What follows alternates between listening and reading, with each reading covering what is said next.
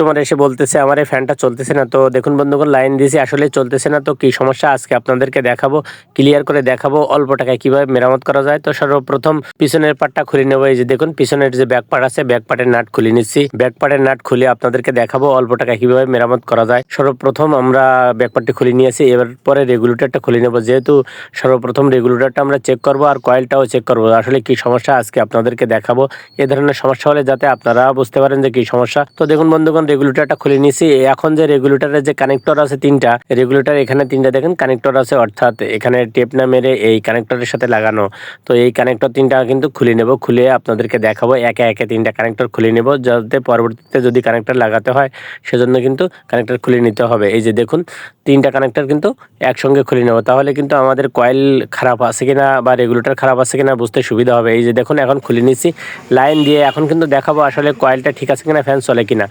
তো এই যে দেখুন বন্ধুগণ, লাইন দিছি, ফ্যান চলতেছে, তার মানে ফ্যানটা ওকে আছে, রেগুলেটরের সমস্যা। তো রেগুলেটর আমরা লাগিয়ে দেখাবো যে কীভাবে লাগাইতে হয় শর্টকাটে।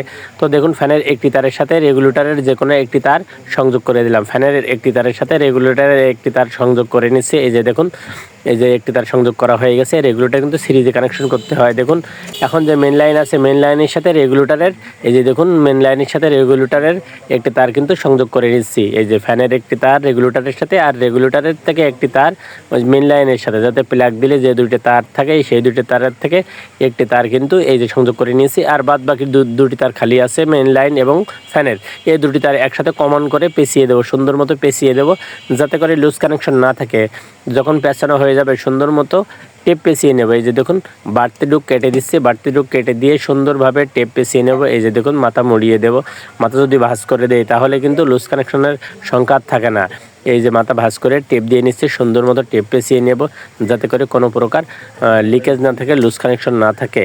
এই যে দেখুন তিনটা তার পর কিন্তু টেপ মেরে নিচ্ছে। ভিডিওটা একটু লম্বা হতে পারে কিন্তু খুবই কার্যকরী ভিডিও। তিনটা তারে কিন্তু টেপ মেরে নিচ্ছে। এই যে দেখুন দুটি তারে টেপ মারা হয়ে গেছে। সেম একইভাবে তিনটা তারে কিন্তু আমরা টেপ মেরে নেব। তিনটা তার টেপ মারা হয়ে গেলে তারপরে আমরা চেক করব যে আসলে সমস্যা আর আছে কিনা বা কোনো চলতেছে কিনা ফ্যান।